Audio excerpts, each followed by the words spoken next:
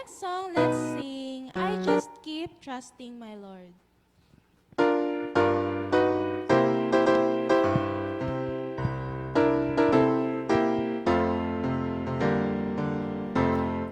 just keep trusting my Lord as I walk alone. I just keep trusting my Lord, and He gives us hope. Though the storm clouds darken the sky, or the heavenly dread, I just keep trusting my Lord. He will never fail. He's a faithful friend, such a faithful friend. I can count on Him to the very end. Though the storm clouds darken the sky, or the heavenly trail, I just keep trusting my Lord. He will never fail. Ako'y nagtitiwala sa Panginoon. Laging nagtitiwala buong panahon. Ulap man ay magdilim sa akin ngayon, ako'y magtitiwala sa Panginoon. Siya'y kaibigan, di nagkukulang, maaasahan hanggang sa wakas. Ulap man ay magdilim sa akin ngayon,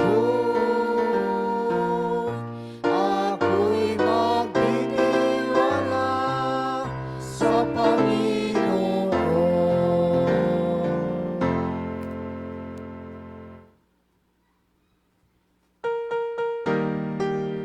Ayan. Sunod po nating awitin ang For God So Loved the World.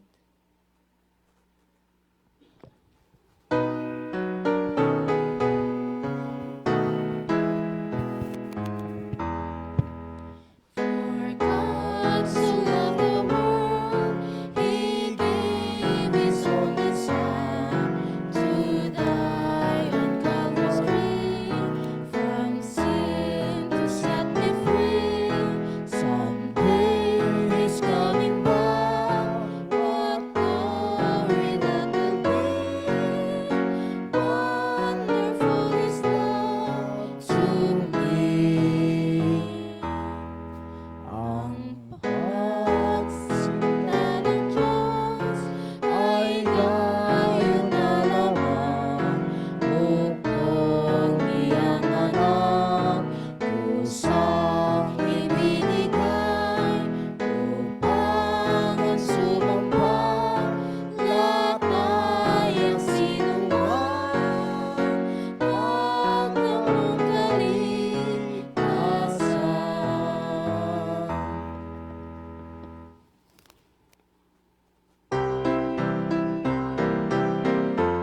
And for our next song, let's sing Brighten the Corner.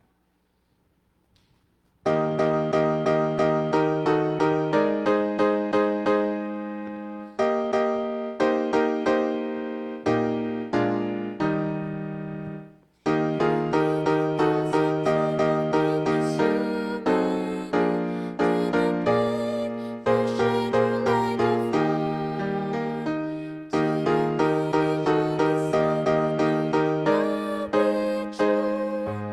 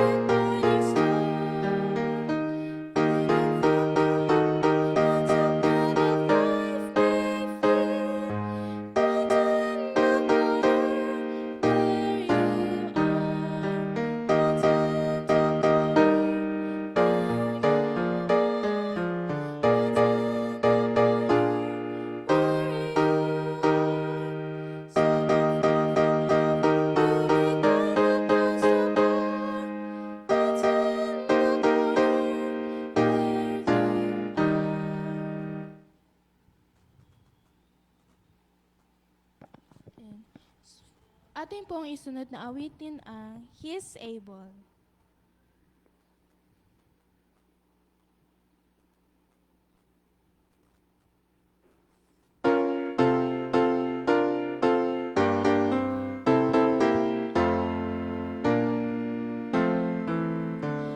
He's able, He's able. I know He's able. I know my Lord is able to carry me through. He's able, He's able. I know He's able. I know my Lord is able to carry me through. He heals the brokenhearted and set the captives free. He made the lame to walk again and caused the blind to see. He's able, He's able. I know He's able. I know my Lord is able to carry me through.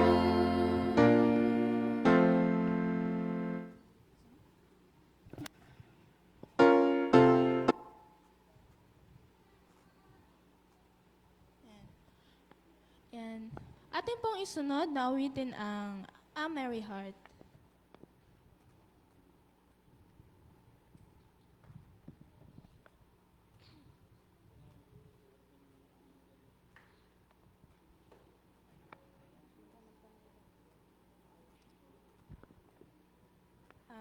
Yan. Atin na lang pong isunod ang Behold What Manner of Love.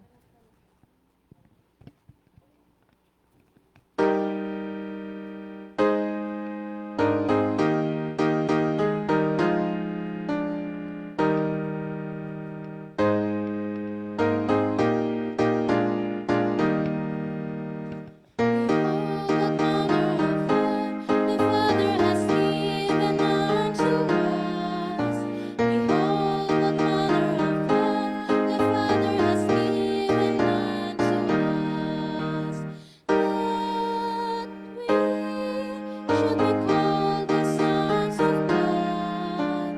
That we should be called the sons of God. Behold, what manner of love the Father has given unto us. Behold, what manner of love the Father has given unto us. Yan.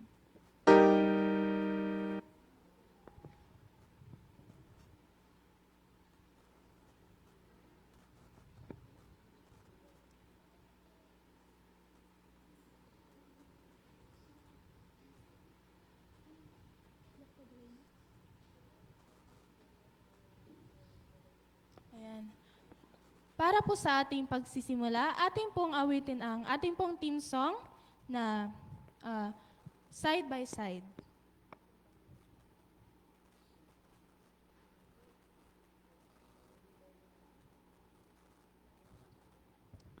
Ayan, tayo pong lahat ay magsitayo.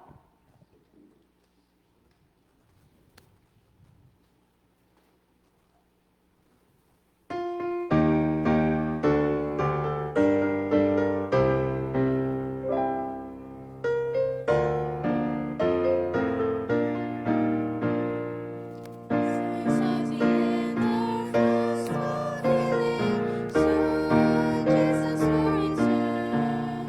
He will bring to an end all sin and guilt and take His children home. Are you gladly telling others Jesus died, Jesus saves? Are you living by God's word and by His law? By His grace, my friend, let us hold fast to the end, till we see our Savior come again.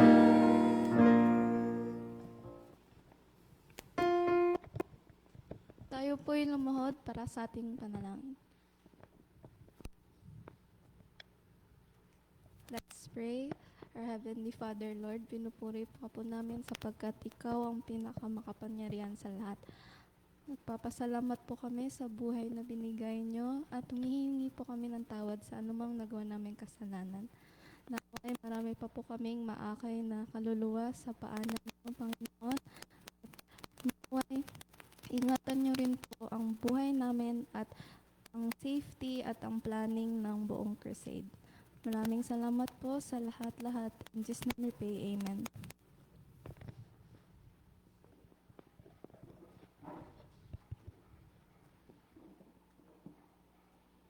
Magandang gabi po sa inyong lahat, mga kapatid, mga kaibigan. Bago ko po babasahin ang ating program ngayong gabi, inanyayahan ko po ang lahat na ating pong kamayan ng ating mga kaibigan. At batiin po natin sila ng magandang gabi.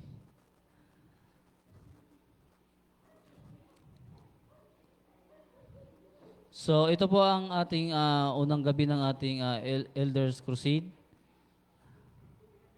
Babasahin ko po sa inyo ang sige, tuloy mo na.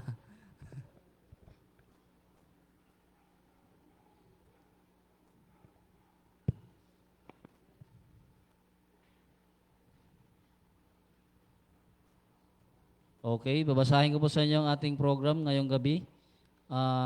Pinangunahan po tayo sa pag-aawitan ni Sister Eliza Mascardo. And sinundan po ito ng opening song ng ating team song.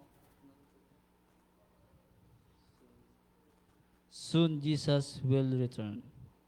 At sinundan po ito ng opening prayer na pinagkaloob sa atin ni Sister Hayes Lagadi. And welcome remarks po ng inyong lingkod, Brother Jimmy Salazar Jr. And susundan po ito ng special song na ipagkakaloob sa atin ni Brother Alvin Mascardo. At susundan po ito ng lecture ni Sister Mercy Sidogin.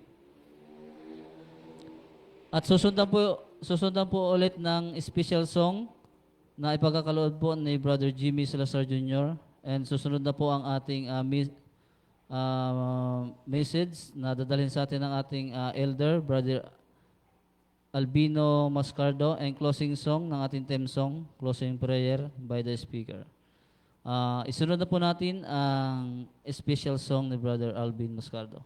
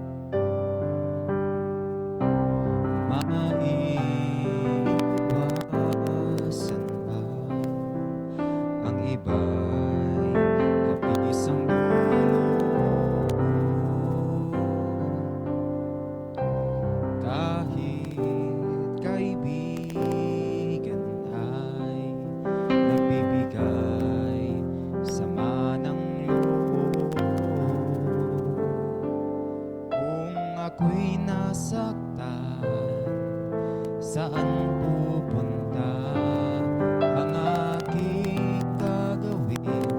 Tatawagan ko siya, si Jesus, kung kailan kailangan siya. Palagi naroon at karamay siya, si Jesus, kapag hindi ko na makaya. Sa kanya lang ako aasa. Si Jesus, kung kailan kailangan siya, palagi naroon at karamay siya. Si Jesus, kapag hindi ko na makaya, sa kanya lang ako aasa. Kay Jesus lang ako aasa.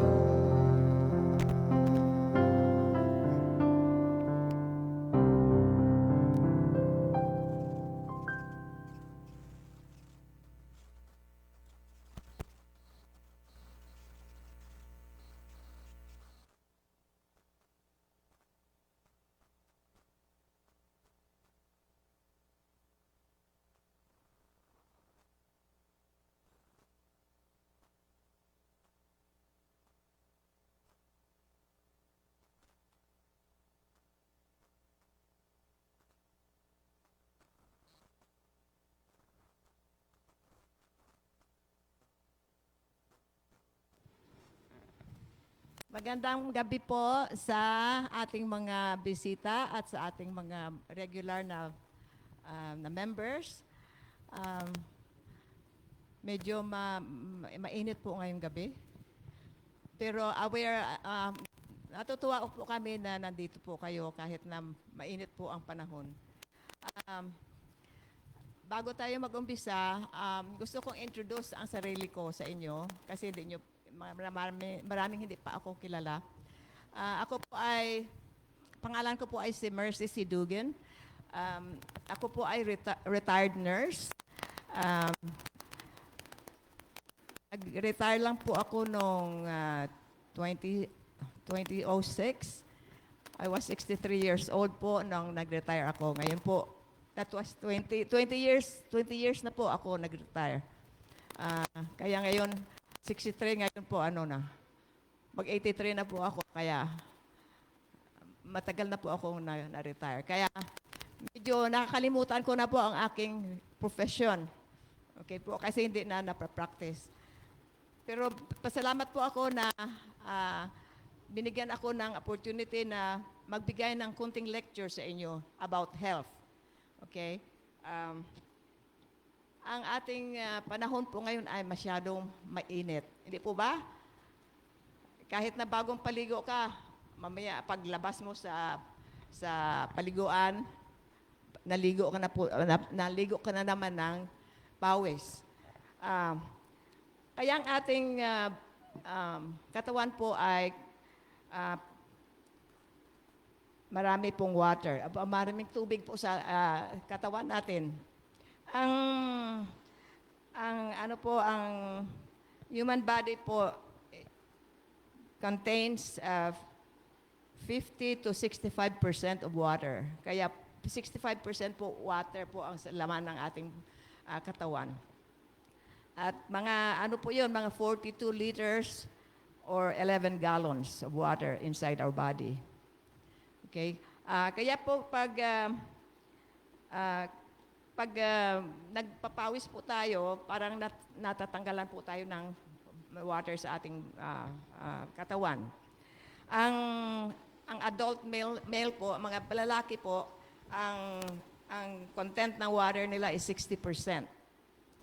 Ang babae naman po ay 55% water sa inside the body. Ang children po ay about 75 to 78%. Kaya mas marami po ang water ng mga bata po kaysa atin. Lalo na po pag matanda na tayo, kapareho ko, mga 50% na lang po ang water sa ating body. Okay? Bakit tayo um, why are we talking about water? Okay? Kasi po ito po ang malaking contribution po ng water sa ating body, lalo na ngayong mainit ang panahon. Okay po? Ang water po ay na-distribute po sa buo nating katawan. Ang pinakamarami pong water ay nasa lungs natin. 83% of water is in our lungs. At tapos ang sunod po ay sa muscles natin and kidneys. That's 79% of water inside sa ating kidneys at saka sa ating muscles. Sa ating brain naman po ay 73%. At sa ating bones po ay 31% ng water. Okay? Kaya po, kailangan po tayo ma-hydrate. Kailangan tayo po replenish po. Mapalitan po ang ating mga sweat, ating mga pawis sa inom po ng tubig. Alam niyo na po, kahit nung nasa elementary school pa tayo, pinuturuan tayo na we have to drink 8 glasses of water a day. Okay? Kaya po, ganun po ang gawin natin, lalo na ngayon mainit ang panahon. Kailangan po marami tayong tubig na inumin. Okay? Maswerte po yung mga may air conditioning sa bahay nila kasi pag pasok mo po sa bahay nyo, malamig. Paglabas mo po, nako, ma-feel mo talaga ang init. Para kang ma-suffocate. Para kang talagang, lalo na kami matatanda, hindi na namin kaya talagang mainit na panahon. Doon kami sa Amerika, gusto namin umuwi dito pag winter doon kasi gusto namin ng summer dito. Pero ngayon, sobra talagang init. Iba na talaga ang init ngayon. Kaya talagang ingatan natin po ang ating katawan na hindi tayo ma-dehydrate. Ang ibig sabihin na hindi tayo maubusan ng tubig sa ating katawan. Okay? Ang proper hydration po, ang tubig na kailangan natin po ay sa mga lalaki ay 3 liters a day. 3 litro po a day. Yun ang minimum. Ang female po, sa mga babae po ay 2 liters a day. Pag iniisip mo, parang kukunti lang po yan. Pero siguro mas marami pa tayong mainom pag talagang mainit ang panahon. Okay? Ang simptoma po ng dehydration ang symptoms of dehydration. Sorry, hindi ako marunong magtagalog masyado kaya Okay, iunahin muna natin ang importance ng water sa ating katawan. Okay? Ano bang importansya ng water sa ating katawan? Okay, ang una, ito po ay necessary for growth. Parang tanim tayo, parang halaman na kailangan nila ng water para tumubo yung ating halaman. Kaya ganun din sa ating body, kailangan tayo ng water. Okay? And aids in digestion. Pag kumakain po tayo, pag uminom tayo ng tubig, yun po tumutulong po sa pag-digest ng ating pagkain. Okay? Tumutulong din pag-deliver ng oxygen sa different parts of our body. Ang oxygen, yun ang water po kasi nag-circulate ng water, kasama po ang oxygen dyan. Okay? And regulates temperature. Kaya pag minsan pag malamig na ang panahon, umiinit din po yung ating katawan kasi yung water po yung nagre-regulate po ng ating body temperature. Okay? Tapos lubricates joints. Ang mga matatanda po, karamihan po, kadalasan po, ang mga joints nila, mga tuhod nila, masakit po, di ba? Mga arthritis. Kasi kulang na po sila sa lubrication. Para bang makina na kailangan mo i-lubricate. Okay? Kaya ganun po. Kailangan po ang tubig doon para mag-lubricate po sa ating mga kasukasuan. And flushes body water. Body waste. Parito, kung hindi ka masyadong umiinom ng tubig, madali kang makonstipate, di ba? Hindi ka makadumi kasi namumuo yung dumi mo dyan sa loob. Kaya kailangan mo ng tubig para makatulong sa pag ah, labas ng dumi. Okay? How do we avoid dehydration? Okay. Ang una po ay, of course, you have to drink water. 8 to 10 glasses a day. Okay. At saka pag mainit, kailangan po palagi tayong may dala-dalang tubig. Kung lalabas tayo, kailangan tayong may dalang jug of water. Yun, inumin natin. And then, eat fruits high in water content. Ano kaya mga prutas na mataas ang water content? Watermelon. Ang watermelon, di ba, ano ngayon? Marami ngayong watermelon. Kaya, yun ang maganda doon kasi maraming water ang watermelon, ang cucumber, pipino. Marami pong water yun. Kaya, yun.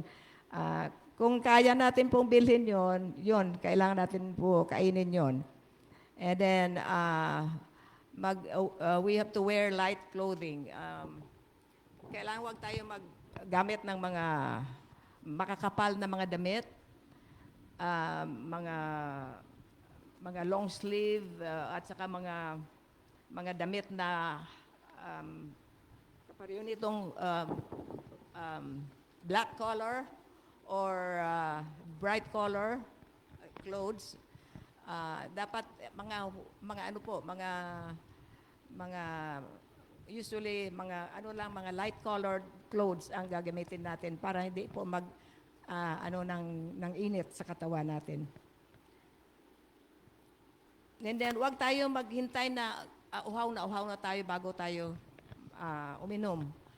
Ako po ay guilty po ako dito kasi usually hindi ako umiinom talaga ng tubig. Kaya inom lang ko pag talagang uhaw na ako. Pero lately, I've been drinking a lot of water kasi ang init talaga ng panahon. Kaya kailangan kayo mag-inom ng maraming tubig. Tapos, pag nasa labas kayo, make sure, paminsan-minsan, pumunta kayo sa lalim ng kahoy, kayo ng shade para hindi kayo ma-expose ng husto sa init. And then, limit exposure to direct sun. Ang ibang tao ay nag-jogging kahit na mainit ang panahon. Kahit na mainit ang sun. Kaya i-limit po 'yon para hindi kayo masyadong ma-expose. At saka avoid strenuous activity. Huwag kayong mag-jogging at saka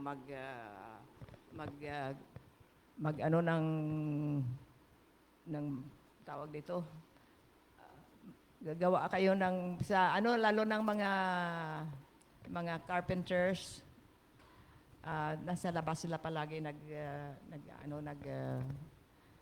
nagbanat ng buto nila.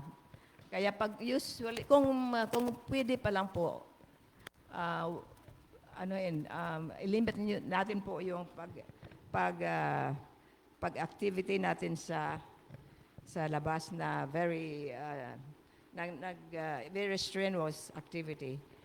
Tapos pwede tayong magkumuha ng spray bottle, lagyan natin ng tubig, and every now and then spray natin sa katawan natin pag mainit ang panahon, okay? Para nang malamigan tayo ng konti. And then take cold showers. Wag naman cold, cool showers. Mga pagpaligo mo cold, okay? Na cool bath. Okay? And marami pong mga matatanda na kuminsan sa bahay nila, nag-iisa lang sila. At mainit ang panahon, mainit, wala silang air conditioning. Yun ang mahirap po sa mga tatanda kasi hindi nila kaya ang mainit. Kung mayroon kayong kapitbahay na matanda na akala nyo walang kasama sa bahay, check on them. I-check nyo sila kung kamusta na sila doon. Kasi kung minsan na-discover na lang sila na, nag-faint na sila, nawalan na sila ng malay dahil sa heat stroke. Okay. Ah, okay, ang mga symptoms ng dehydration, na kulang ka na sa tubig, ay ito: extreme thirst, parang uhaw na uhaw ka, dry mouth and skin. Diba? Right now, dry mouth ako ngayon. At saka skin mo very dry. Okay? Kulang na kulang ka sa tubig.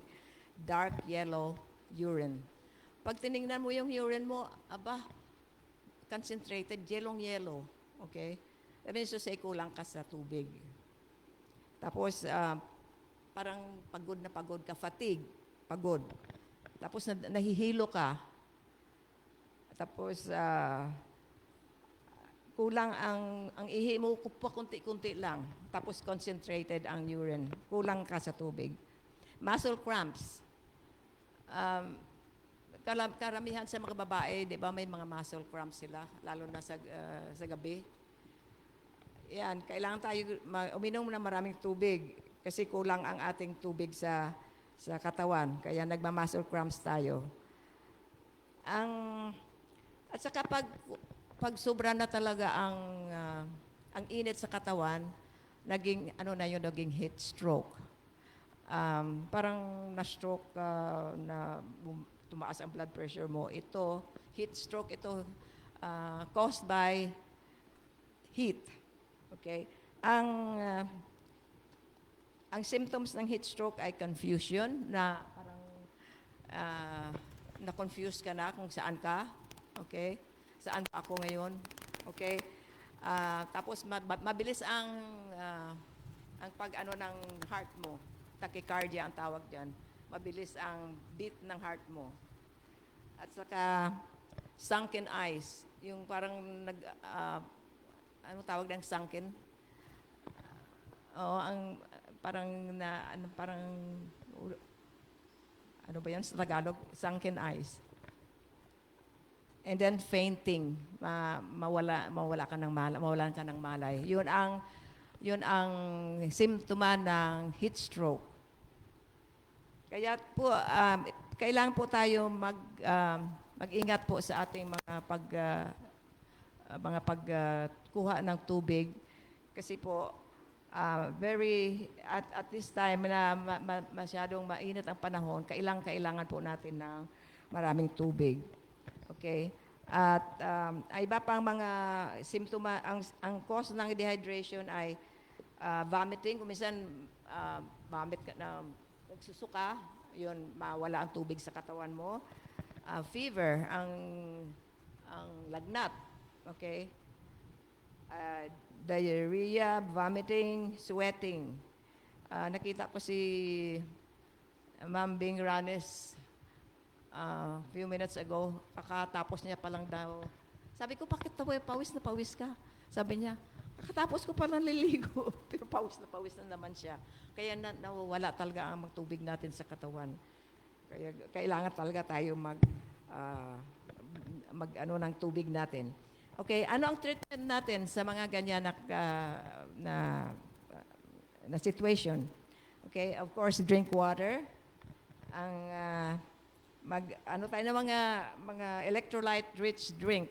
Ano ba ang mga electrolyte-rich drink? Coconut water. It's rich in potassium and chloride and salt and sodium. Kaya kailangan natin, masarap pala yung coconut water na inumin pag mainit ang panahon. Okay? Gatorade. May Gatorade ba dito? O yan, mga inumin yan na mabibili mo sa store. At of course, yung mga watermelon, cantaloupe, cucumber, oranges na maraming juice. Kasi yun po ang isa sa maka-replace ng ating water. Okay? Kaya ang ating katawan po ay templo ng Panginoon. Yung sabi, templo ng Panginoon, yan sabi ng Bible. Templo ng Panginoon. Kaya ingatan po natin ang katawan natin na hindi tayo ma-dehydrate na it will end up to heat stroke kasi masama po yun. Maging emergency situation po yon. Pag na-heat stroke tayo, kailangan po tayo magpunta kaagad sa hospital to be treated kung ma-heat stroke tayo. Yun lang po. Mayroon pang questions tayo?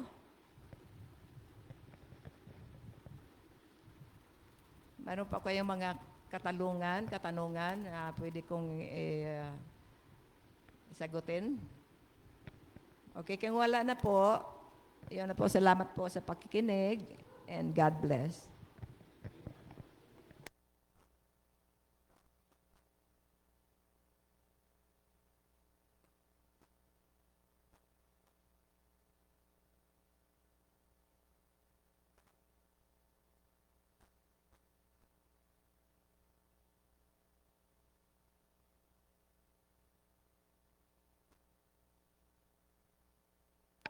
Hello, hello. Hello, testing.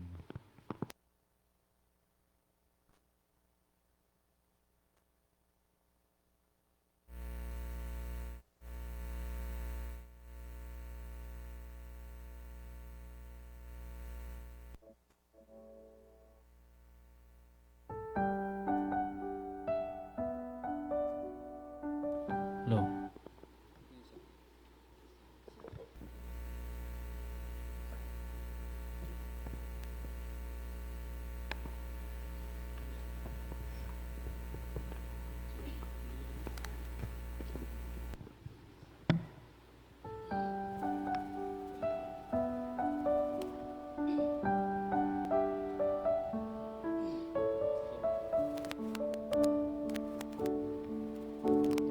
Buhay sa mundong ito ay may kahirapan.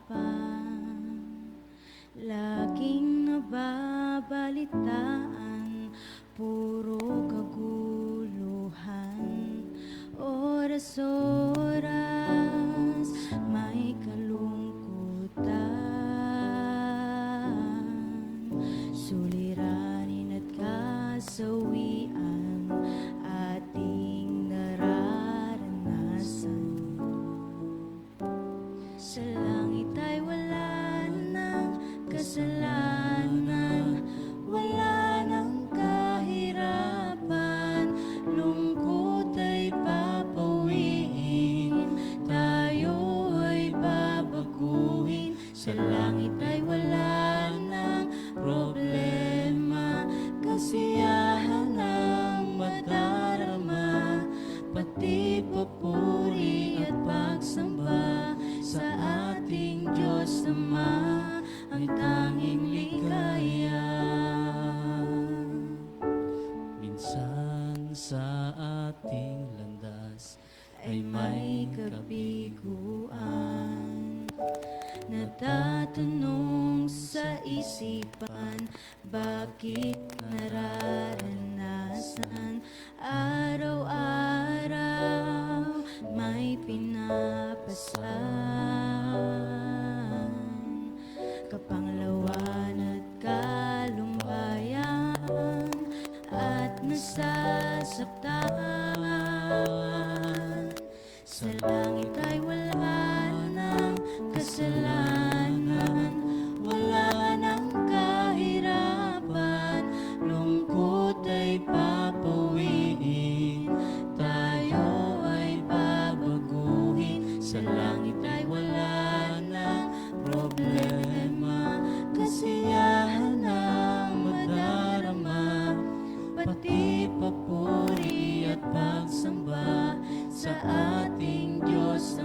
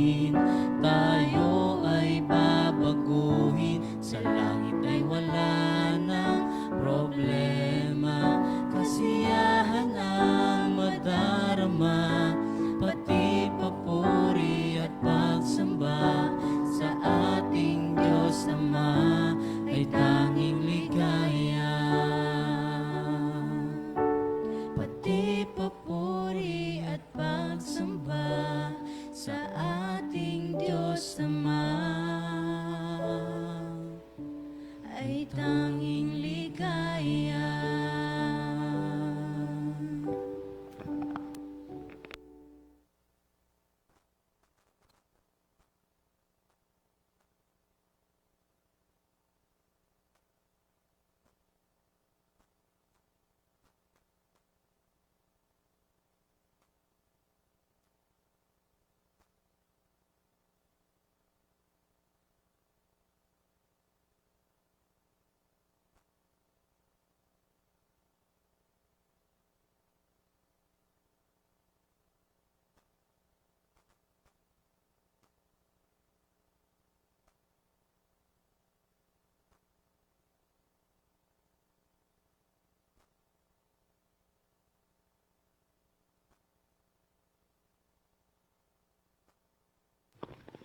Magandang gabi mga kapatid, mga kaibigan.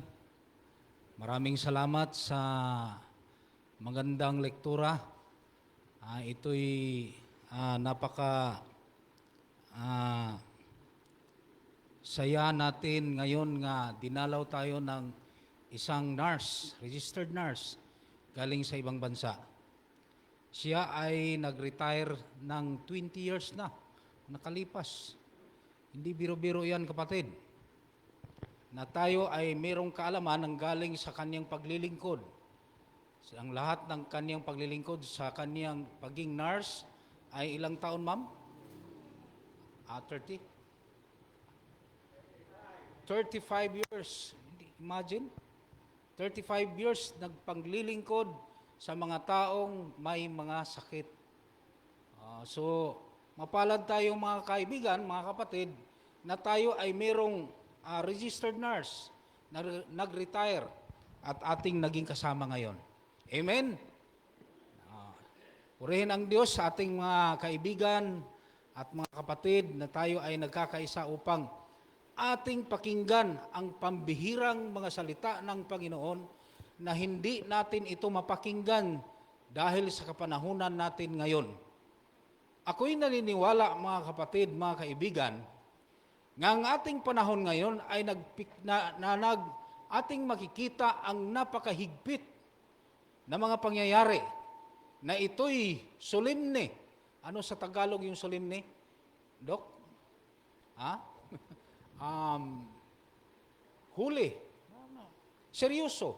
Ganun yun. Seryosong nagpakita para ating matunghayan kung gaano kaimportante ang ating kapanahunan ngayon. Sa mga kabataan ngayon, ay kita natin na hindi po biro-biro ang ating panahon. Ito na lang ang init nga ating nasaksihan ngayon. Ayon sa aming napakinggan sa social media, nag-umpisa pa lang ang El Nino. Nag-umpisa pa lang.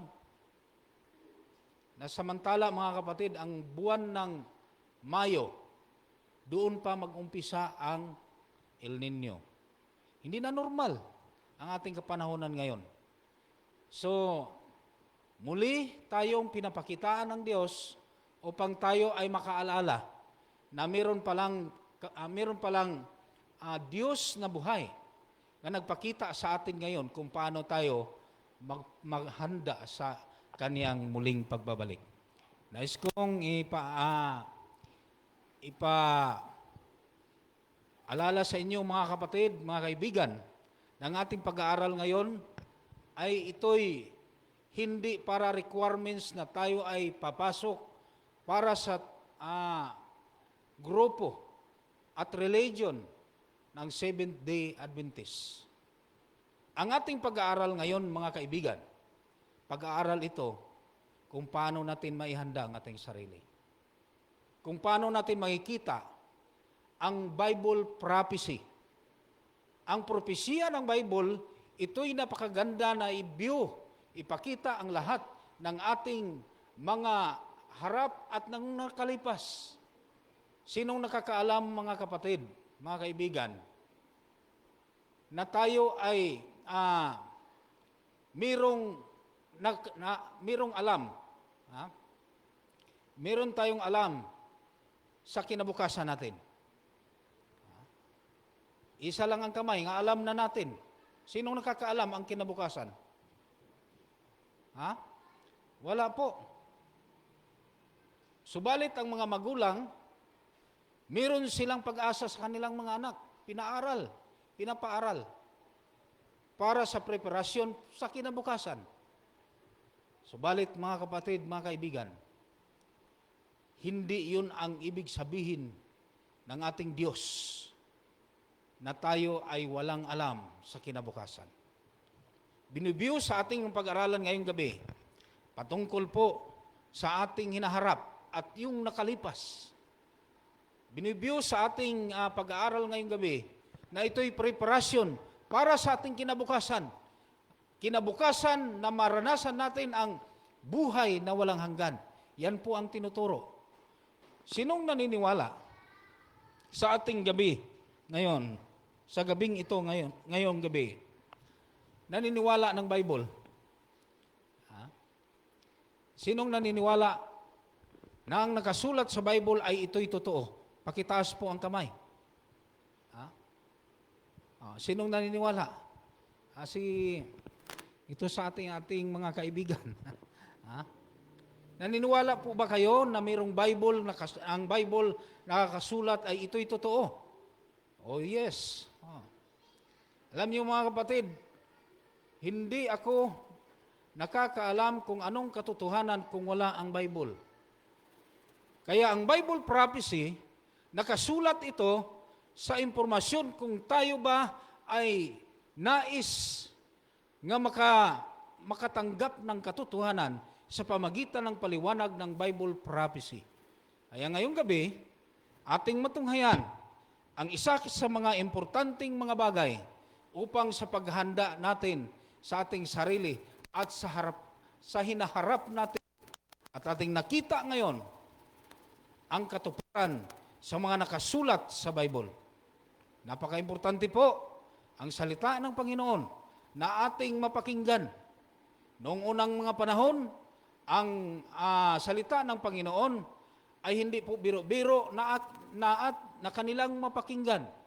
Katulad na lang sa panahon nila ni Moses. Si Moses, kung siya ay makipag-usap doon talaga sa malayo, aakyat pa siya sa malayo na hindi marinig ng mga tao. Kasi pag marinig ang kaniyang salita, tayo ang mga taong lahat, sila ay mamamatay. Ganun po katindi mga kapatid. At napaka-importante ang salita ng Panginoon. Kaya isinulat ito ni Moses sa pamagitan ng bato. Bato pa yun noon. Daliri ng Diyos. Mga kamay ng Diyos ang sumulat. At ito'y pinipresent ni Moses doon sa mga tao, sa Israel, noong unang mga panahon. At ngayon na nanatili, hindi na sa bato. Nakasulat na sa pamagitan ng mga papel. Ito rin ay hula at nakasulat din sa banal na kasulatan. At bago po tayo magpatuloy mga kapatid, nais kong inanyayahan kayo na pumikit sa ating mga mata upang hingiin natin ang Espiritu Santo ng Panginoon na ating maintindihan ang kaniyang mga salita sa gabing ito. Tayo'y manalangin mga kapatid. Ama naming banal, nandyan ka sa kataas-taasan ng mga langit. Narito kami, Panginoon, upang kami ay makikinig sa inyong mga salita. Humihiling po kami sa inyo na inyo pong buksan ang aming puso't isipan upang tanggapin namin ang inyong mga salita at aming isakabuhayan. Aming nakita sa aming kapaligiran na maraming mga pinapakita niyong mga palatandaan na napakahirap ngayon ng panahon. Kita namin na ikaw ay nagbigay ng babala upang makahanda kami sa inyong pangalawang pagparito. Salamat po sa inyong pagsama sa inyong banal na anghel sa langit at banal na Espiritu na siya pong mga siwa sa amin ngayon upang aming tanggapin ang inyong mga salita sa pangalan ni Panginoong Hesus. Amen. Ang mga imperyo ngayon, mga kapatid, ito'y totoo nga nawasak na dahil sa mga pangyayari. Isa sa mga nakita natin, yung ating kapaligiran. Noon, magtanim tayo ng mga tanim, like na lang sa ampalaya. Nagtatanim kami dyan ng ampalaya. Dahil sa nakita siguro sa mga hayop na napakalusog at magandang tubo, kinakain ng mga hayop. Noon mga kapatid, ang kinakain ng mga hayop ay napakasagana ng tumubo sa kapaligiran. Pero ngayon, iba na. Noon, pag tayo ay magsunog, ang babala ng ating panggobyerno ay bawal po magsunog dahil masisira ang ating kalikasan. Lalo na ngayon, tayo ay umaharap na sa El Nino. Delikado. Kanina, narinig ko ang mga bumbiro na tumatakbo. Dahil po sa malakas na init. Kaya ang buong imperyo, buong sanlibutan ngayon, ay nakaramdam na kung paano na nasira ang ating kalikasan. Ito'y totoo mga kapatid. Totoong nangyari sa kapaligiran. Ayos na natin na kung tayo ay makaanak, na maging safety ang ating mga anak sa paglalakad. Maging safety ang ating mga apo sa paglalakad. Nais natin na ang ating mga anak ay maging mirong magandang kinabukasan. Pero hindi natin alam mga kapatid, na pagdating ng panahon, dahil po nasira na ang ating kalikasan, nasisira na sa maraming mga impluensya sa ating kapaligiran, hindi na po safety ang sanlibutang ito. Hindi na safety. Bakit po? Kasi alam natin na marami na ang mga na-rape sa daanan. Ang anak ng aking biyanan, mga kapatid, ay anak ng aking biyanan. Sila'y naglalakad dyan, may part nga madilim. May part dyan nga madilim. Pero hindi kami kampante pag yung aming mga anak ay hindi makauwi at hindi namin mamonitor kung sila ay safety pa sa paglalakad. Ngayon mga kapatid, iniisip ko na baka sa bandang huli yung aking mga apo ay hindi na safety dahil po sa ating kapaligiran ngayon. Noon, nang ako ay sa Mindanao pa, kita ko doon pagka ikaw ay makalimot na meron kang motor doon nga nakaparking, ito'y karnapin, nakawin, mga mangnanakaw, mamamatay tao, marami. At narinig ko dito sa Palawan na ang Palawan ay napaka-safety. Kahit hindi ito masarhan ang ating mga pintuan, ay ito'y safety. Narinig ko ito.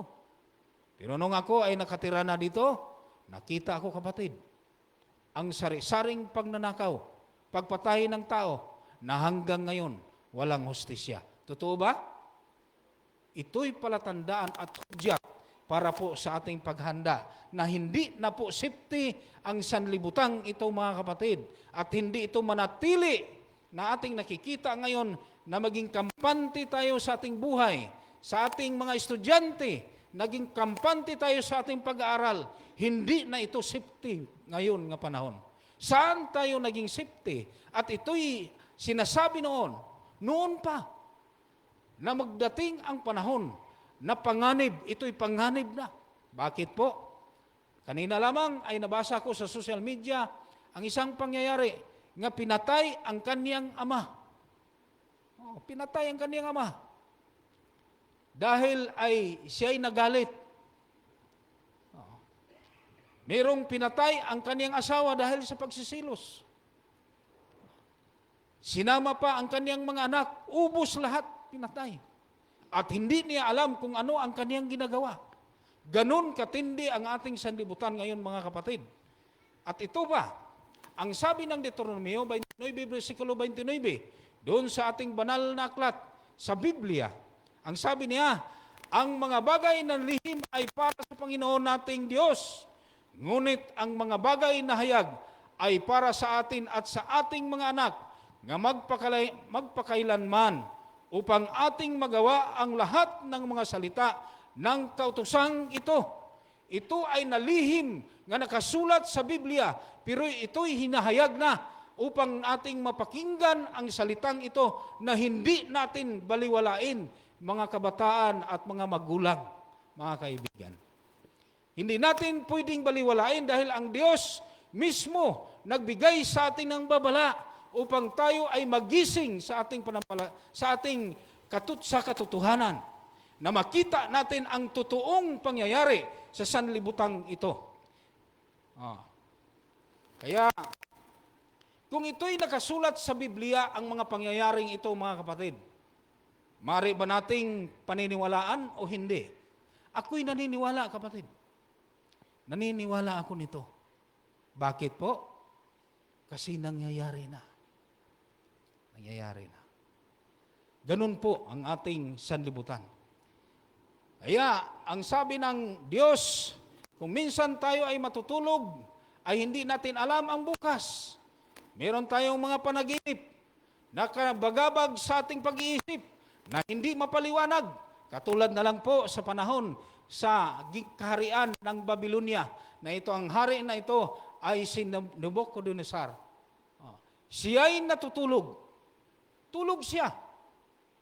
At kanyang nagawa sa kanyang, nakita niya sa kanyang panaginip, ang delikado at nakakalungkot na mga nakita sa kanyang panaginip, na noon siya ay klarong-klaro sa kanyang panaginip, pero nung siya ay nagising, nawala sa kanyang isipan. Naranasan ba ninyo, mga kapatid, mga kaibigan, na kayo ay nanaginip, nawala? Hindi niyo alam kung anong panaginip na yun. Yun ang naranasan ni Nebuchadnezzar. Kaya na naginip siya. At ito'y nabagabag siyang husto. Nalungkot siya. Anong klaseng panaginip ito? Last na ako'y nagkasakit, mga kapatid. Nagkasakit ako. Na naginip ako na ako ay nalubog sa dagat. Nalubog ako sa dagat at hindi na ako makalutang. Grabing pagsisikap ko sa paglangoy para lang ay ako makahaon sa tubig, sa dagat. Pero hindi ko kaya. Hanggang sa nagising na ako. At ang sabi ko, mabuti na lang nakahinga pa ako. Kasi nandun ako sa ilalim ng dagat. Ganon din ang panaginip ni Nebuchadnezzar. Ang sabi ng Daniel 2, versikulo 1, sabi niya, sa ikalawang taon na paghari ni Nebuchadnezzar, si Nebuchadnezzar ay nagkaroon ng mga panaginip. Yun ang sinasabi ko. May panaginip siya. Ano kaya ang kanyang panaginip? Ang problema nito, mga kapatid, hindi niya alam kung ano ang kanyang panaginip. Ano kaya ang panaginip niya? Okay. At ang Daniel 2, versikulo 1, ang kanyang espiritu ay nabagabag at hindi na siya makakatulog. Hindi na makakatulog uli. Noong siya ay nanaginip, hindi na siya uli nakatulog. Nabagabag siya sa kanyang panaginip. Yun po ang matindi na pangyayari sa kanyang buhay. At pinatawag niya ang lahat ng kanyang mga manghuhula. Pinatawag niya. Ang sabi niya, O hari, mabuhay ka. Sabi ng kaniyang mga tao, ang kaniyang manghula, ang mga manggagamot, kung sa mga mga propeta niya. Ang sabi doon sa versikulo 4, sabi niya, O hari, mabuhay ka. Magkailanman, sabihin mo sa iyong mga lingkod ang panaginip at aming ipaliwanag ang kahulugan nito. Willing silang maghubad. Ano yung sa Tagalog ng hubad? Willing nilang ipaliwanag ang panaginip ni Nebuchadnezzar. Pero hindi mapaliwanag sa hari. Sabi niya, ipaliwanag mo lang. kung ano yung panaginip mo at aming ipaliwanag sa inyo. Isaysay mo lang, ikwento mo lang kung anong panaginip. Simple naming ipaliwanag. Ang problema kay hindi niya mapaliwanag. Sabi niya, kaya nga pinatawag ko kayo para kayo ay maghula at isabi ninyo kung anong panaginip. Pambira lang yan, mga kapatid. Hindi biro-biro yun. Na ang panaginip mo ay pahulaan sa mga hula, hindi kaya yan. Hindi kaya. Pero isang pagkakataon, mga kapatid, maswerte, mapalad ang ating kapatid na si Daniel, na siya ang nakapaliwanag sa hula, sa panaginip ng Haring Nebuchadnezzar. Hindi biro-biro yan, mga kapatid. Ang sabi ni Juan, pinatawag niya si Daniel dahil mayroon ng mga karanasan ito nga nagpaliwanag sa lahat ng mga panaginip sa kanya doon sa kulungan, doon sa mga kaibigan.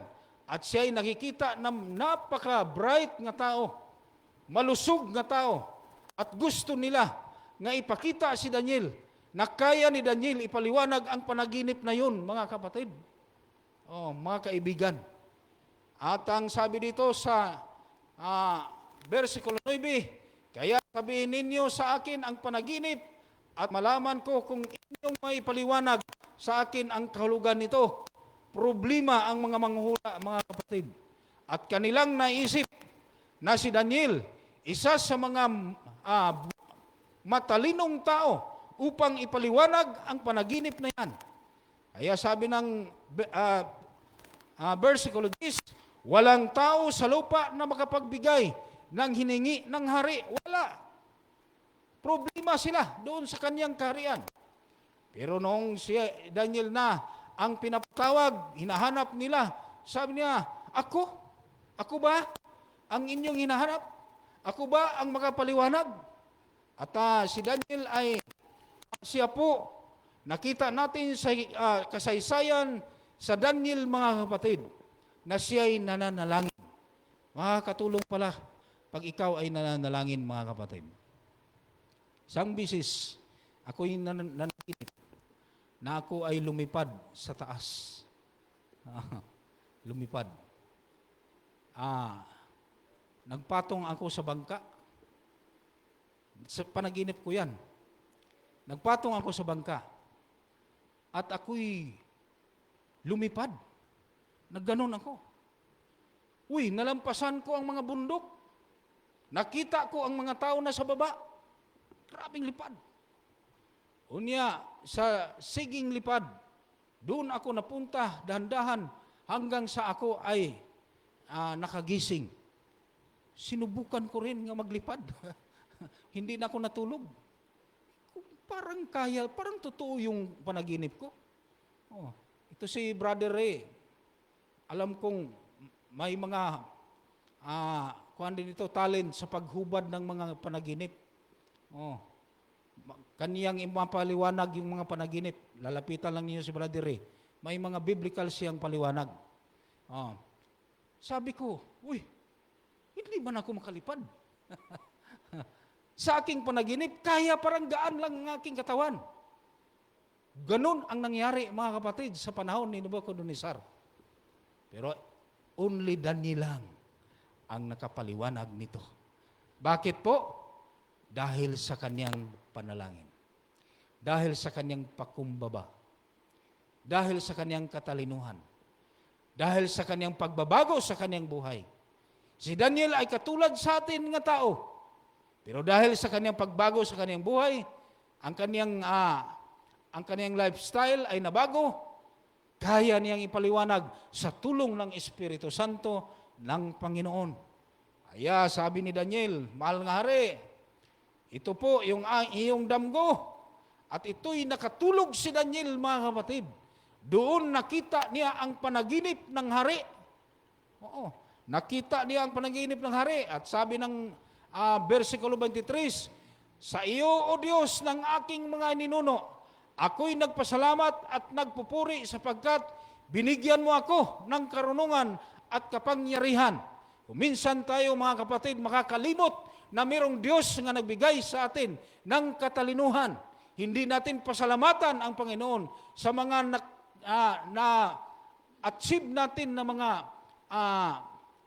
tagumpay sa ating buhay.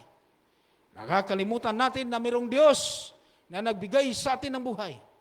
Ganun ang ang buhay ni Daniel. Siya ay hindi nakakalimot. Pinuri niya ang Diyos. Ano man siguro ang mga nakita niyang napaka-blessing ang karunungan na kaniyang nakakamit. Nakausap niya ang Diyos.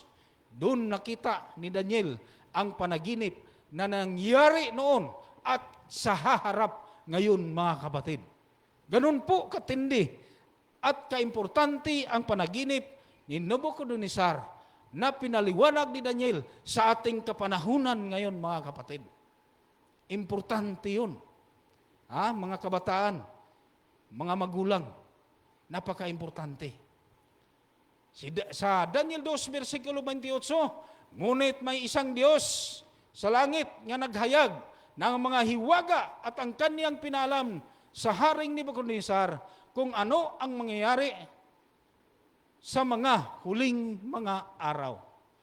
Sabi ng Diyos, doon kan Daniel, sabi niya, ikaw hari, sabi niya, pinapaliwanag niya, ikaw ay nakamasid, o hari, at nakakita ka ng isang malaking ribulto.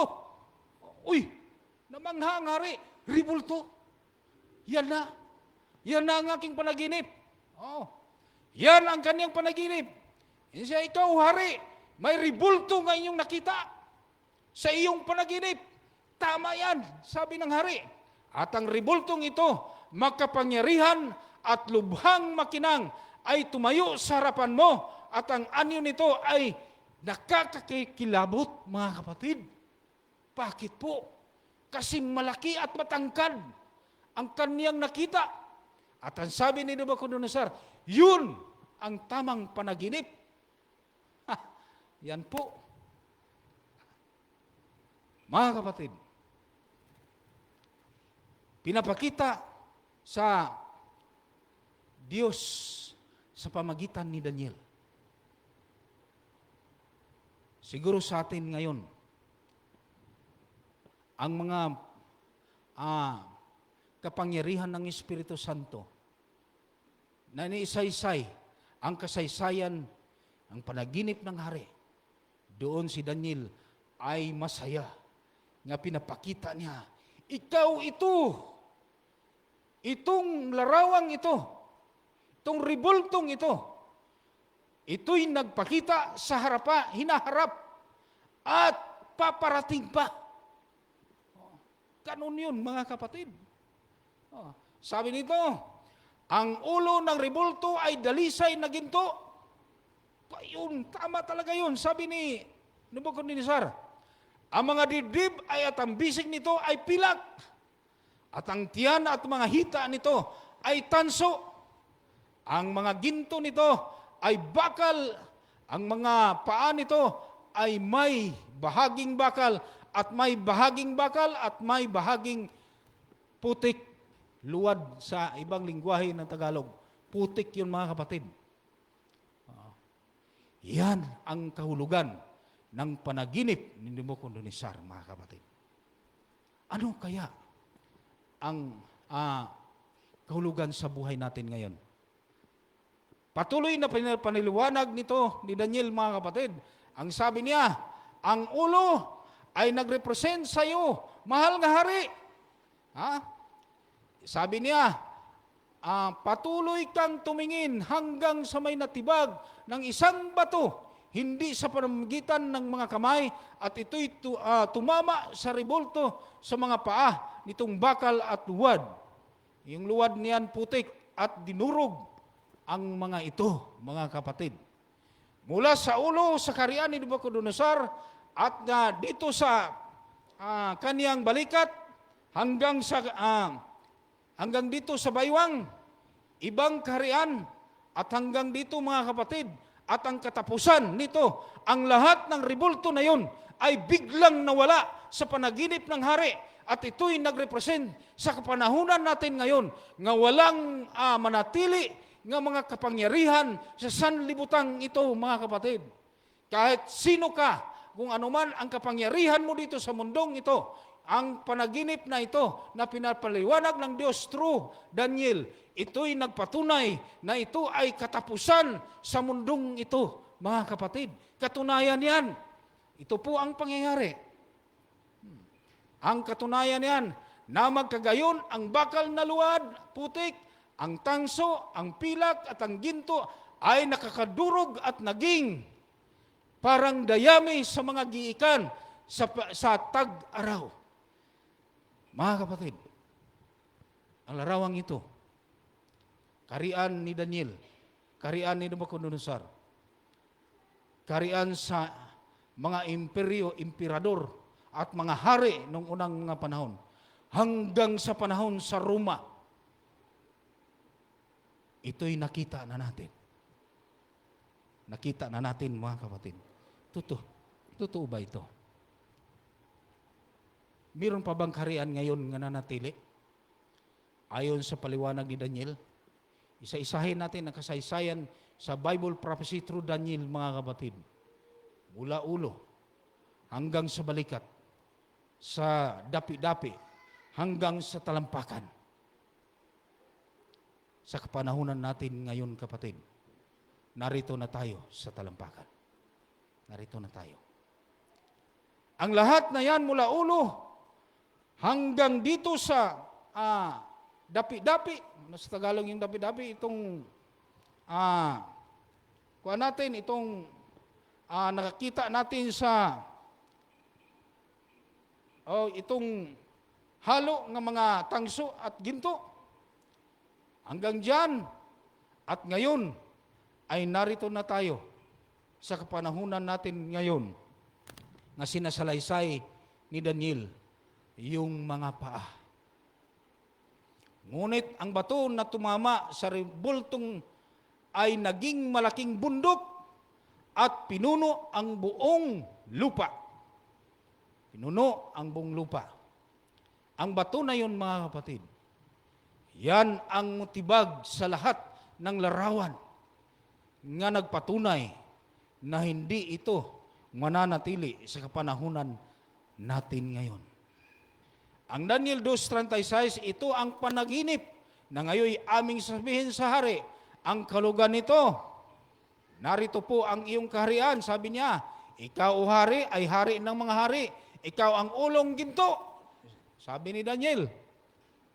At ang Babylonia ay maghari sa 605 hanggang sa 539 BC. Itong before Christ nga, ang pagbilang nito, kalendaryo nito, mga kapatid. Example. Itong example, naibigay lahat ang 1,000 years. 1,000. Magbilang sa unang taon, ay doon yan paatras. Halimbawa, 1,000, din bawasan ng 1 day, 1,099 hanggang pababa. Yan po ang pagbilang ng unang mga panahon na itala ang taon na yan at ito'y bibilangin pababa. Ganon yun ang BC. Before Christ yun ang BC ng sinasabi dito sa propesya, mga kapatid. Kaya tandaan natin ito. Nang Babylonia nagrepresent sa kaharian ni Nabucodonosor. Ito ang ulong ginto. Alam niyo ba, mga kapatid, na ang kaharian ni Nabucodonosor, napakalawak na kaharian yan. At sabi dito, 7 milya, 16 kilometers, paikot, di basta-basta yan. Napakalawak ang kaharian na yon.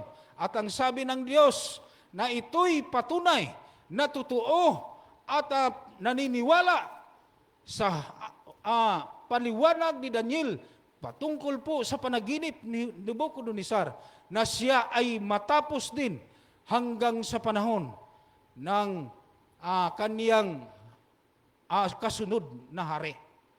Itong sa templo ni Marduk, mga kapatid, na meron siyang estatwa, na meron siyang 300 talampakan, 91 metro kantaas. Ito ay puro ginto. At ang templo ni Marduk naglalaman ng 18 katulinadang ginto. Yan ang sumusunod doon sa kaharian sa Babylonia.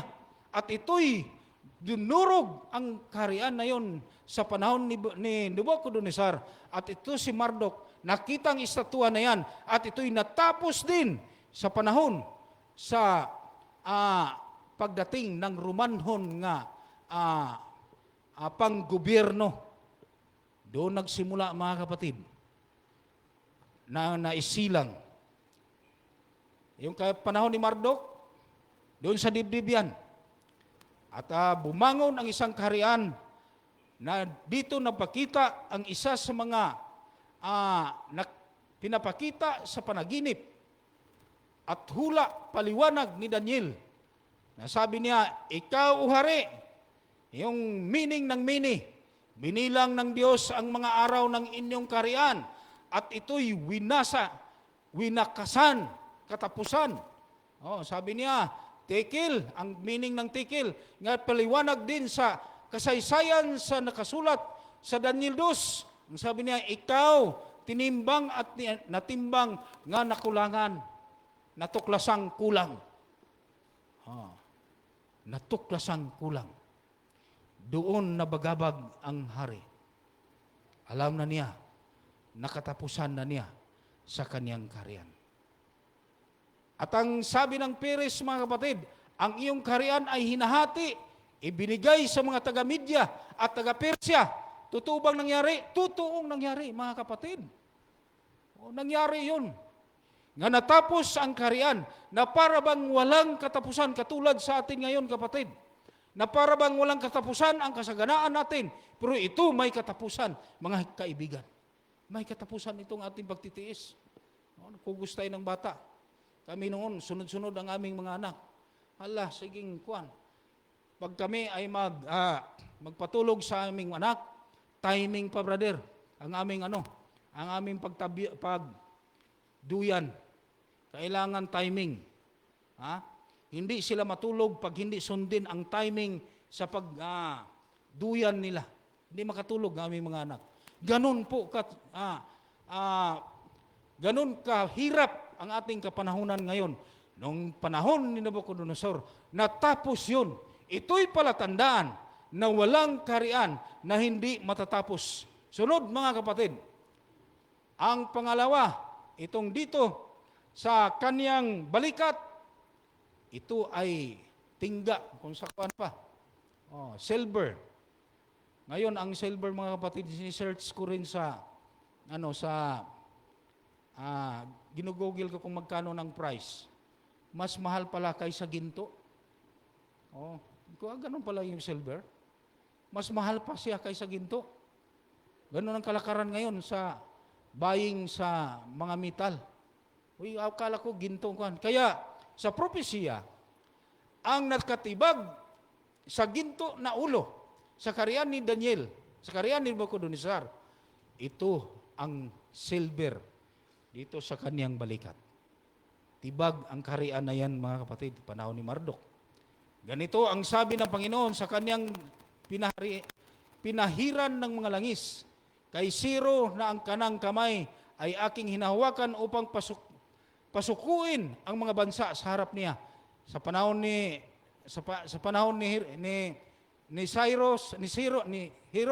Ciro, siya ay binasbasan ng Diyos upang tapusin ang kaharian na sa kanyang hinaharap, upang siya rin na maghari. At sabi ng Diyos, ikaw ay maghari sa ganitong mga taon, at ito'y natupad, mga kapatid. Ang akala nila wala ng katapusan, pero sabi ng Daniel 2, versikulo 39, at mayroon pang ikatlong kaharian na tanso na namumuno sa buong lupa. Yun na, mga kapatid. Ang pangatlo, yung dito sa ating hips, sa ating dapi-dapi, kung sa Cebuano pa. Mula ulo, kang Nebuchadnezzar, dito sa kanyang balikat, natapos ang kaharian na yan. At ito naman ay ang kaharian ng Gresya. At ang Gresya na yan, mga kapatid, doon nakita ang kaharian ng Roma. Ito'y Romanhon nga mga patakaran mula Babylonia hanggang sa panahon ni Marduk, hanggang dito sa pangatlong kaharian, ito'y naghahari. Naging may katuparan, mga kapatid. Ano yon? Doon nakita ang leadership ni Edward Gibbon. Ito si Edward Gibbon, mga kapatid, isa sa mga banggitan kung sa Cebuano pa. Siya ay matindi nga emperador sa panahon sa Roma.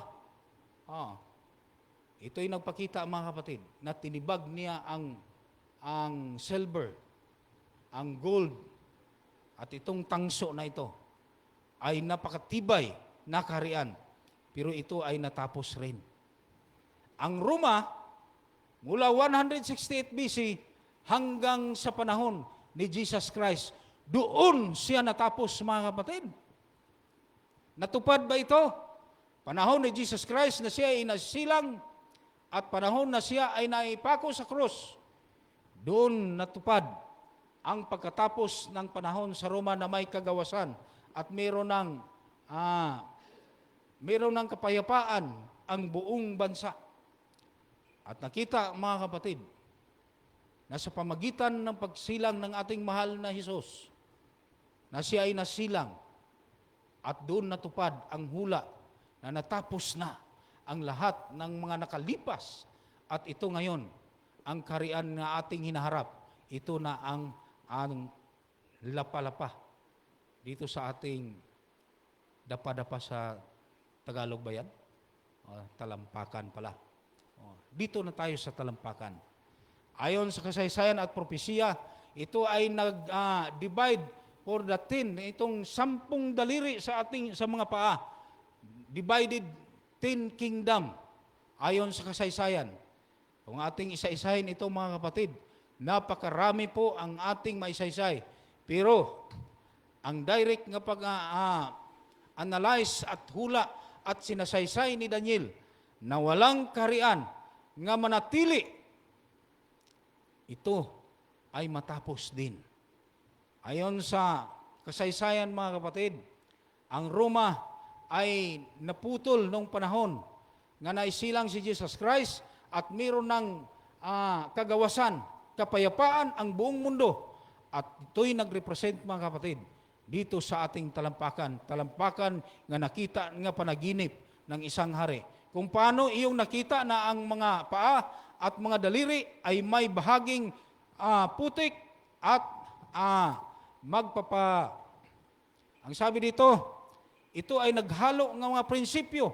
Kahit sinong mga tao, lahat ng mga hari, lahat ng mga imperyo, sila po ay nagnanukala nga magkaroon ng kapayapaan ang buong lupa na hanggang ngayon, mga kapatid, nag-away-away pa rin ang mga bansa natin katulad sa Iran at tayo'y naepektuhan nito. Gusto nilang nga maisilang ang magka-anak ang mga kaanakan nila doon sa kanilang lugar, sa kanilang bansa, upang ang layunin nito ay magkaroon ng kapayapaan na magkakaisa, mga kapatid. Hanggang ngayon, walang kapayapaan ang nagkaroon ng pangyayari ang sinasabi ng banal na kasulatan. Manatili na ito'y tatapusin sa pamagitan ng pagbalik ng ating mahal nga Diyos. Katulad na lang ni Napoleon Bonaparte. Si Napoleon, isa siya sa mga ang layunin niya ay magkaroon ng kapayapaan. Kaya marami siyang naasawa sa iba't ibang bansa. Isa nito, ang kaniyang naasawa ay si Luisa Austria. Isa siya sa mga asawa niya nga ang kaniyang mga lahi ay napakarami sa ibang bansa at gusto niya na magkaroon ng kapayapaan. Layunin niya, mga kapatid, na ito'y magkakaisa. Ang sabi ng Daniel 2:43, pasasamahin nila ang kanilang mga sarili sa binhi ng mga tao, ngunit hindi sila magkakahalo kung paano ang bakal ay hindi umahalo sa mga putik, luwad, kung sa laing term sa Tagalog. Hindi magkahalo, mga kapatid. Kaya si Charles V, Siya po ay nanukala rin sa kanyang imperyo. Kasi siya ay naitatag na emperador doon sa Roma. Lahat siya ay nagsasabi, kahit sa Pransya pinadala siya mangdirigma na hindi biro-biro ng mangdirigma. Ang layunin niya na magkaisa lang ang mga bansa, pero hindi nangyari ang pagkakaisa. Hanggang ngayon, mayroon pang kaguluhan sa iba't ibang bansa. Gayon din si Napoleon Bonaparte, ang lahat ng kaniyang layunin, ang sabi niya, ito ang aking panukala. Sabi niya, magkaroon ng isang Europa. Isa na ang Europa. Magkaroon ng isang pananalapi. Sabi niya, nangyari ba yan mga kapatid? Hindi nangyari. Bakit? Ang ating piso, ang ibang mga bansa, anong mga hapira nila? Dollar. Sa Europe, iba rin. Iba't ibang mga klases sa mga pananalapi. Yan ang panukala ni Napoleon Bonaparte. Pero nangyari ba yan mga kapatid? Hindi nangyari. Bakit po? Nakasulat sa kasaysayan. Ang sabi niya, magkaroon ng isang pamalaan sa buong Europa. Nangyari ba yan? Wala po. Iba-iba ang mga kaharian, ibang mga presidente, iba ang kanilang mga tinatawag ng mga hari. Hanggang ngayon yan, mga kapatid. Ito ba'y nakasulat sa panaginip ni Nabucodonosor? Nakasulat. Ang sabi nito, matapos ang pagkatalo sa Waterloo, yung kanilang gubat, ang kanilang mga sa panahon ni Napoleon, meron silang mga digmaan, natalo niya ang purpose na magkakaisa, pero hindi nangyari ang kaniyang mga panukala. Ang Daniel 2:43, ang sabi niya, pagsasamahin nila ang kanilang mga sarili sa binhi ng mga tao, ngunit hindi sila magkakahalo. Itong putik, ang bakal nandito sa talampakan mga kapatid, na ito'y nagrepresent sa katapusan na narito tayo ngayon at hindi tayo magkakaisa panukala ng isang presidente. Ang presidente nung nakaraan na magkaroon ng kapayapaan, walang korupsyon, walang droga. Anong nangyari mga kapatid? Tinibag hanggang ngayon. Bakit po? Nakasulat sa kasaysayan. Tandaan nyo, mga kaibigan at mga estudyante, ang mga pangyayaring ito'y nakita na noon. Nandito na tayo sa talampakan, mga kapatid. Maningas man ang mga leadership nung unang mga panahon, mga emperador, mga hari. Pero hindi magkaroon ng kapayapaan. Bakit po? Kasi nakasulat sa propesiya. Ang lahat na yan, mga kapatid, mga patay na ating nakikita sa panahon, sa mga imperyo nung unang mga panahon. Sa Roma, pinapatay ang mga lahat ng mga taong naniniwala na kasalungat sa kanilang mga batas. Namamatay sila, pinapatay sila. Dahil po, hindi magkakaisa ang panukala sa isang leader. Ganon din dito sa Pilipinas. Magtataka ka kapatid. Presidente natin noon, pinapahuli sa ibang bansa. Merong nanalo na, mataas ang buto, pinili ng taong bayan, pero tinatakwil at sinasabihan nga hindi maganda ang kanyang leadership. Bakit yon? Sa Apokalipsis 17, 12 hanggang 14 mga kapatid. At ang 10 sungay ng iyong nakikita ay 10 hari na hindi pa tumatanggap ng kaharian hanggang ngayon. Yung divided kingdom, yung 10 daliri na sa talampakan mga kapatid, subalit sila'y nakatanggap ng kapangyarihan bilang mga hari sa loob ng 1 oras kasama ng halimaw. Mirong maitatag. Tandaan natin kapatid, itong sa hula, mirong maghari na isang saglit lang nga ito'y maghari sa buong sanlibutan. Ito'y nakatala sa hula at paliwanag sa panaginip ni Nabucodonosor. Sabi niya, ang mga taong ito ay may isang pag-iisip at ibinibigay nila ang kanilang kapangyarihan at kapamahalaan sa halimaw. Ano yung halimaw? Atin yan matunghayan sa ating patuloy na pag-aaral sa salita ng Diyos dito lamang sa banal na kasulatan, mga kapatid. Itong panaginip na ito, importante sa ating buhay. Maraming tao ngayon nga makikinig sa mga hari, pero saglit lang at ito'y makakalimutan. Ang mga iba't ibang mga panukala na magkakaisa ang pera, pero ngayon hindi talaga natupad. Sa kamatayan ni Jesus Christ, ang sabi ng Apokalipsis 17:12-14, makipagdigma ang mga ito laban sa kordero at sila'y dadaigin ng kordero sa huling mga araw, mga kapatid. Walang iba nga magtayo sa huling mga araw, kundi ang kaharian nga itatag ng Diyos doon sa langit, na yan ang ating minimithi. Amen? Yun. At ang sabi ng Diyos, ang kaharian na ito, kahit sino pang mga hukbo na sila ay makipaglaban, ang sabi ng patuloy na sinusulat sa Apokalipsis, sapagkat siya'y Panginoon ng mga Panginoon at hari ng mga hari, at ang mga kasama niya ay mga tinawag na mga hinirang at tapat, yung mga tinawag niya nga nagtitiis sa pagpugos sa kaniyang mga anak, sa pagpunta sa mga pulong, sa pakikinig sa mga salita ng Panginoon. Ito ay may katuparan na ito'y maghinto na ang ating pagtitiis. Sister, lahat ng ating mga naranasan ng mga kapighatian, ito'y matatapos na. Bakit po? That is promise ng propesya, mga kapatid. Babylonia, una, sa ulo, Medo-Persia, dito sa balikat, Gresya, dito sa dapi-dapi din, Romanhon nga na kaharian at namumuno sa unang mga panahon, at itong sa dapa-dapa, hating Europa, divided 10 kingdom, yung 10 mga daliri, itong 2 talampakan, mga kapatid, na ito ngayon ang ating hinaharap. Sino makatibag nito?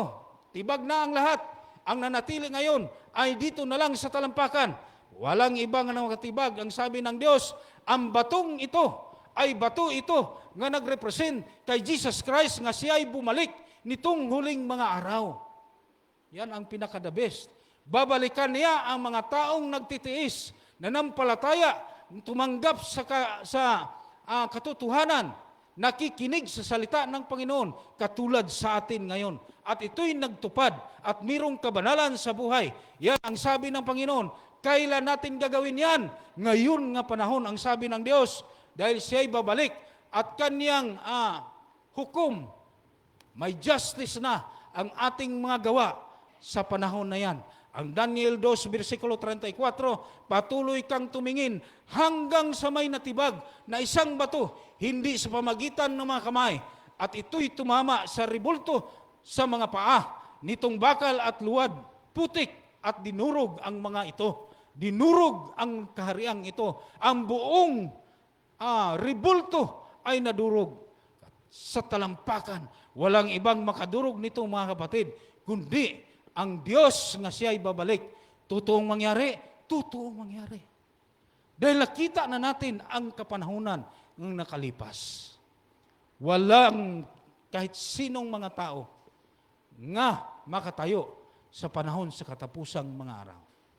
Ang Diyos sa langit ay matatag na isang kaharian na hindi magiba kailanman, mga kapatid.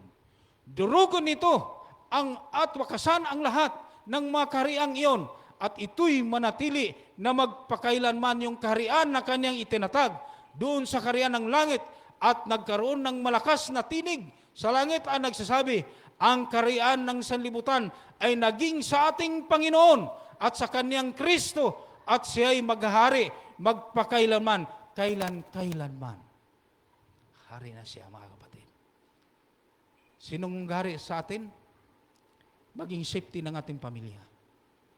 Sigurado na ang ating pamilya. Mga digmaan ng ating nakikita, hindi na natin makikita sa kaharian ng langit.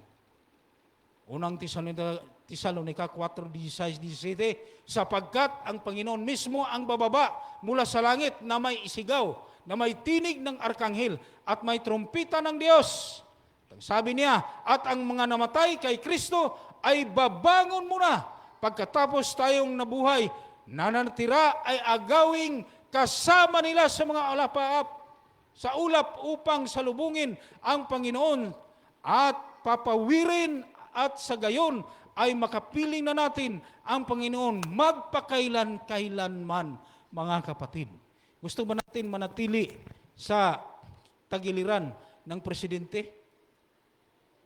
Yung mga hinahangad natin ng mga pangulo, mga leader, noong nakita ko sa social media, si Elias nga nag-concert, gustong yakapin ng mga babae, kababaihan. Gusto nilang makita si Elias personal, yakapin. Ano pa kaya kung ang Diyos na siya ay babalik? At minimiti natin, mga kapatid, na makapiling natin siya hanggang sa buhay na walang hanggan. Kailan kaya natin minimiti? Alam kong minimiti din ninyo yan, mga kapatid. Ako rin ay minimiti ko rin na makapiling ko si Jesus Christ. Ang aking pagtitiis, ang aking mga pag-alinlangan, ang mga anak ko nga mayroong mga walang kinabukasan, kailan kaya natin maging kapiling natin ang Diyos? Minimithi natin na magkaroon tayo ng buhay na walang hanggan. Nais ng Diyos sa atin sa gabing ito, mga kapatid. At siya ay nagsasabi na siya ay makapiling natin magpakailanman. Ano ang kaniyang sasabihin? Kaniyang pagsigaw yan, isigaw niya. Lahat ng mga kasakiman at sakit, mga pangyayari, at sisigaw ang Diyos, tama na! Tapos na ang ating pagtitiis. Tama na. Tama na ang ating mga ginagawa ngayon. Huwag na nating ipatuloy yan, ang mga ginagawa na yan ng kaaway ng Diyos, na siya'y paparating sa karian at makita natin, mga kapatid, sa alapaap na siya'y kapiling natin. Di ba masaya tayo, mga kapatid, na wala na tayong problema? Hindi na tayo magbili ng bigas. Hindi na tayo magbili ng ulam. Isa lang requirements nito, manatili tayong makikinig sa salita ng Panginoon. Amen? Kung yan ang pasya ninyo, mga kapatid, nais ng Diyos na ating pakinggan ang kaniyang panawagan muli, na maging seryoso tayo. Ang sabi ng Diyos, tama na. Tama na ito. Sakit na. Mahal ko sa buhay. Ang aking mga kapatid namatay na. Ang aking nanay, ang aking tatay patay na. Tama na. Kailan tayo magbuo ng buhay? Kailan natin isipin ang manatili doon sa Diyos, na maging tayo ay may buhay na walang hanggan. Kung yun ang nais ninyo, mga kapatid, na wakasan na ang ating buhay na sa kahirapan, nais kong tayo'y tumayo para sa ating panalangin.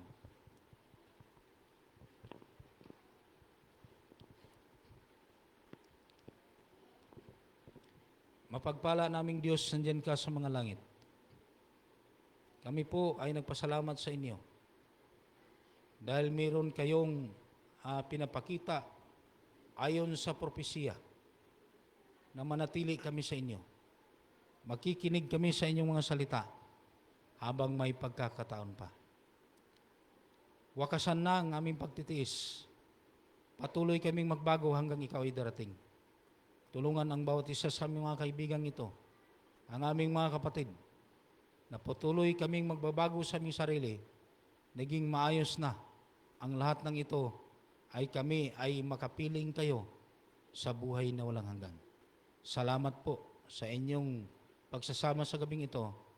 Manatili kami sa inyo at makikinig sa inyong salita patuloy sa gabi-gabi ng aming mga lektura tungkol po sa paghanda sa aming sarili. Salamat sa inyong pagdinig sa aming daing. Tanggapin namin ang lahat ng aming hiling sa pangalan ni Panginoong Hesus. Amen.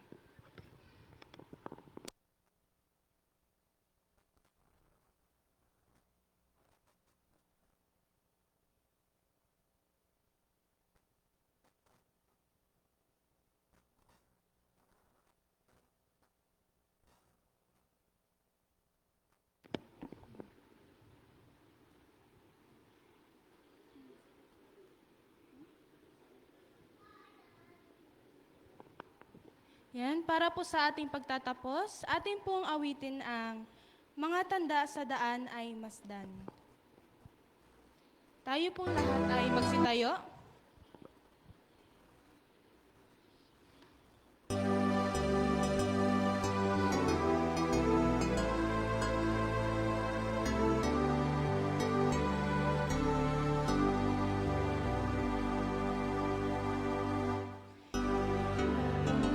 Sa daan ay masdan, nalalampasan, apat na bahagi ay landan, tinatanaw, ang natisaan, ang mga malaw ng tanda ay masdan, apat na bahagi ay landan, halos tapos na ang ating paglalakbay, mga tanda'y masdan.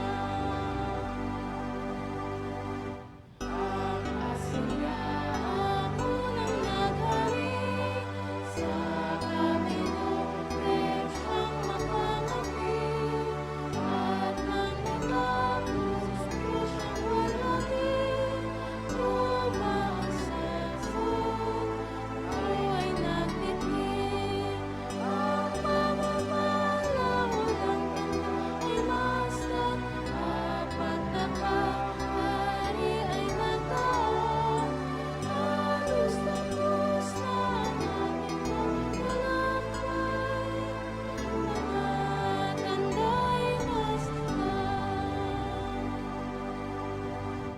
Sana naman putik at bangal, narubog na hinatid at agad, anong kasunod na matatangkad, ang pagdating ni Kristo kong mahal.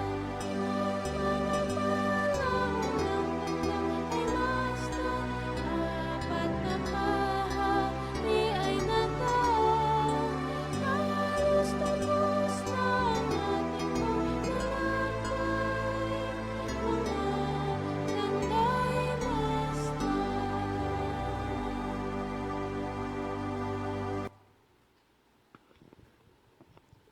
Sa muli po kami nakiusap sa inyo, mahal nga Diyos, andyan ka sa mga langit, na hindi namin makakalimutan ng inyong mga salita upang makahanda kami sa inyong pagbalik. Tulungan ang aming mga kapatid, ang aming mga kaibigan, ang kaming lahat ay mahanda sa inyong pagbalik, na maging tunay at totoo na nakita namin ang inyong pinapakitang mga salita sa pamagitan ng inyong banal na aklat, na ito ay may isa katuparan at aming isa kabuhayan ang lahat ng ito.